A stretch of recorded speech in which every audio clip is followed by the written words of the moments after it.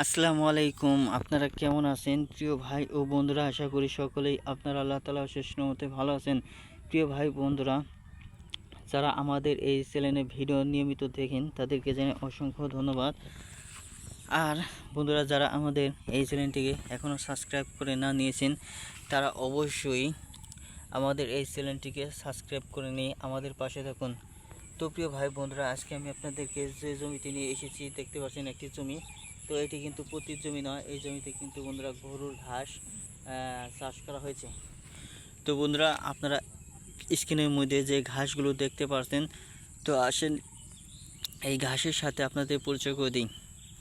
তো স্ক্রিনে দেওয়া যে ঘাস, এই ঘাসকে সুতা ঘাস বলা হয়ে থাকে। তো বন্ধুরা, আপনারা কি করবেন? এই সুতা ঘাস কিন্তু বন্ধুরা গরুকে খাওয়ানোর জন্যই মূলত চাষ করা হয়েছে। তো জমিতে বন্ধুরা দেখতে পাচ্ছেন অন্য কোনো শাকসবজি চাষ করিনি, শুধু এই যে বন্ধুরা সুতা যে ঘাস রয়েছে সেই সুতা ঘাস চাষ করে নিয়েছে।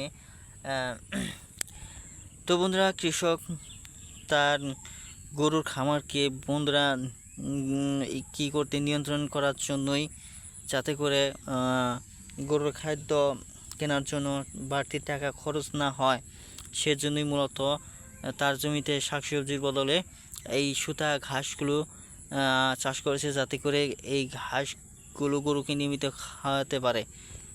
তো আপনারাও যদি আপনাদের গরু থাকে, অনেকগুলো খামার থাকে, তাহলে অবশ্যই সুতা ঘাস চাষ করে নিন। ভিডিওটি আপনাদের কাছে কেমন লাগলো তা অবশ্যই কমেন্টের মাধ্যমে জানিয়ে দিন। ধন্যবাদ আপনাদেরকে।